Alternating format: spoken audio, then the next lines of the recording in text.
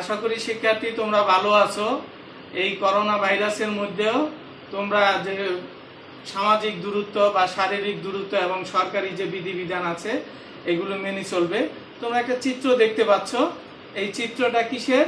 মস্তিষ্কের লম্বচ্ছেদ। তাহলে আমরা দেখতে পাচ্ছি যে একটা মস্তিষ্ক বিভিন্ন অংশ নিয়ে গঠিত। আমরা যদি একটা এই নিচের ছকটা দেখি, এই ছকটাতে কি দেখতে পাচ্ছি? যে ছকটা একটা মস্তিষ্কের বিভিন্ন অংশ এই ছকের মধ্যে দেখানো হয়েছে। আমরা জানি যে কেন্দ্রীয় যে স্নায়ুতন্ত্র আছে, এই কেন্দ্রীয় স্নায়ুতন্ত্রটা দুই ভাগে বিভক্ত। একটা হলো সুষুম্না কাণ্ড, একটা মস্তিষ্ক।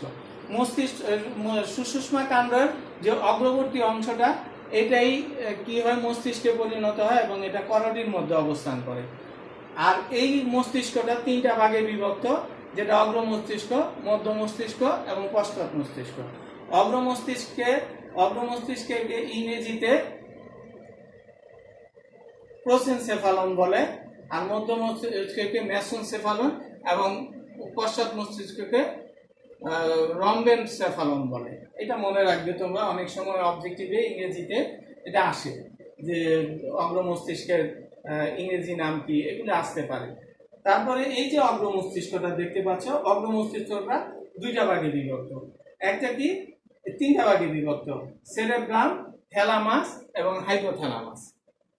এখন আমরা যদি দেখি যে সেরেব্রামটা, এটা অনেকখানি উঁচু নিচু এবং খাঁজ কাটা থাকে। এই খণ্ড দুটিকে একত্রে সেরেব্রাল হেমিস্ফিয়ার বলে। এটা মস্তিষ্কের প্রায় 80 ভাগ অংশ জুড়ে সেরেব্রাল হেমিস্ফিয়ার থাকে। এই সেরেব্রাম হেমিস্ফিয়ারটা 3 সেন্টিমিটার পুরু এবং গ্রে ম্যাটারে অবস্থিত। এটার কাজ কি? এটার কাজ হলো যে সংগতি অঙ্গ থেকে যে আসা অনুভূতি, এটা গ্রহণ করে এবং এই অনুভূতিগুলোকে বিশ্লেষণ করে কে? সেরেব্রাম। এরপরে আসে থ্যালামাসের কথা।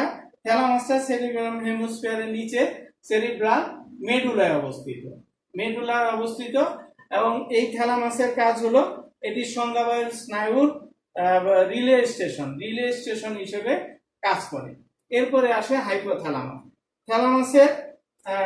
থ্যালামাসের ঠিক নিচে এই হাইপোথ্যালামাসটা অবস্থিত এবং এই হাইপোথ্যালামাসটা গ্রে মিটারে নির্মিত এবং ডজন খানেক বিভিন্ন অঞ্চলে বিভক্ত থাকে। হাইপোথ্যালামাসের কাজ হলো এটা স্বয়ংক্রিয় স্নায়ুতন্ত্রের কেন্দ্র হিসেবে কাজ করে থাকে। এরপরে আমরা মধ্য মস্তিষ্কে যদি আসি, আমরা কি দেখতে পাই এই ছক থেকে? যে এটাও তিনটা ভাগে বিভক্ত: সেরেব্রাম পেডাকল, কর্পোরা কোয়াড্রিজেনিমা এবং সেরেব্রাম অ্যাকুইটা। এই তিনটা ভাগে বিভক্ত। মধ্য মস্তিষ্কের কাজ হলো যে অগ্র মস্তিষ্ক এবং পশ্চাৎ মস্তিষ্ক এর মধ্যে এই এক সংযোগ হিসেবে এটা যুক্ত করে, অর্থাৎ অগ্র মস্তিষ্ক এবং পশ্চাৎ মস্তিষ্ককে যুক্ত করে। এরপর আমরা কি দেখতে পাচ্ছি? পশ্চাৎ মস্তিষ্ক আবার তিন ভাগে বিভক্ত: সেরেব্রাম, মেডুলা অবলঙ্গাটা এবং পন্স।